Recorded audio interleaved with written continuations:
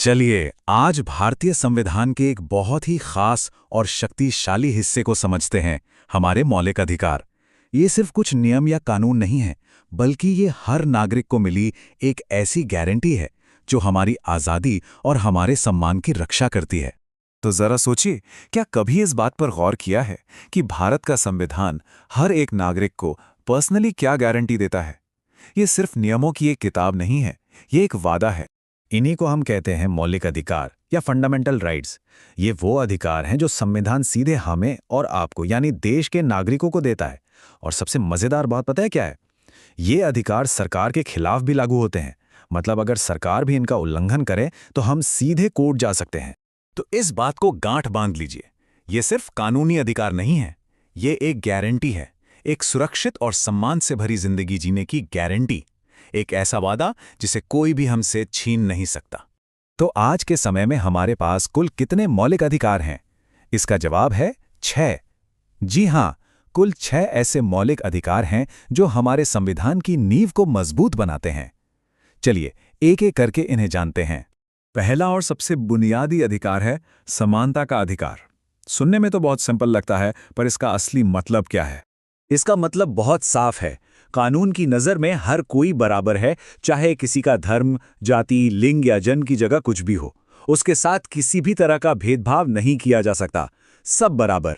अब आते हैं दूसरे अधिकार पर, और वो है स्वतंत्रता का अधिकार। सच कहूं तो ये हमारे लोकतंत्र की आत्मा है।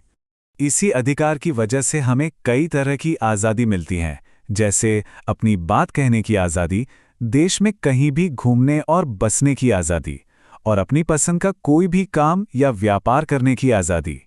हमारा तीसरा अधिकार हमें हर तरह के शोषण से बचाता है।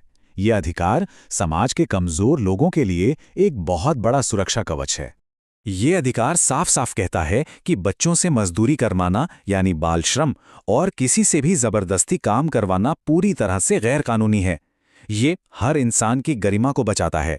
चौथा अधिकार है धर्म के स्वतंत्रता का अधिकार। जैसा कि हम सब जानते हैं, भारत एक सेक्युलर देश है और ये अधिकार इसी बात को पक्का करता है।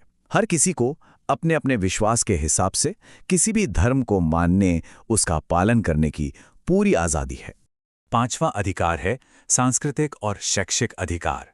ये अधिकार खासकर देश के अल्पसंख्यक समुदायों को अपनी भाषा, अपनी संस्कृति को बचाने और अपने एजुकेशनल इंस्टीट्यूट्स चलाने का हक देता है। और अब बात करते हैं छठे और शायद सबसे अनोखे अधिकार की, संवैधानिक उपचार का अधिकार। ये वो चाबी है जिससे बाकी सारे अधिकारों के ताले खुलते हैं। अगर किसी के भी मौलिक अधिकार का उल्लंघन होता है, तो यही वो अधिकार है जो हमें सीधे सुप्रीम कोर्ट जाने की ताकत देता है। अच्छा, हमने इन 6 अधिकारों के बारे में तो जान लिया, पर एक सवाल उठता है कि इन सब में से सबसे ज्यादा महत्वपूर्ण कौन सा है? वो कौन सा अधिकार है जिसके बिना बाकी पांचों अधिकार बस अधूरे रह जाएंगे? हमारे संविधान के निर्माता डॉक्टर B.R. अम्बेडकर ने संवैधानिक उपचार के अधिकार को संविधान का हृदय और आत्मा कहा था। क्यों? क्योंकि यही वो अधिकार है जो बाकी अधिकारों को सिर्फ कागज पर लिखे शब्द नहीं रहने देता, बल्कि उन्हें एक जीती जागती हकीकत बनाता है। अब ये भी जानना जरूरी है कि ये सारे अधिकार संविधान में मिलते कहाँ हैं।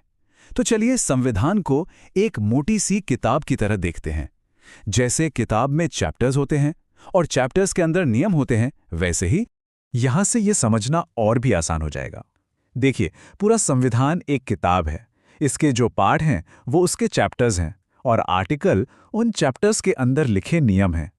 तो हमारे जो मौलिक अधिकार हैं वो पार्ट 3 में हैं और संवैधानिक उपचार का अधिकार आर्टिकल 32 में दिया गया है। सिंपल है ना? ठीक है, तो अब एक छोटा सा टेस्ट हो जाए। जल्दी से बताइए, फंडामेंटल राइट्स संविधान के कौन से पार्ट में हैं?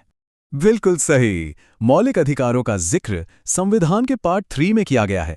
इसे हमेशा याद रखिएगा।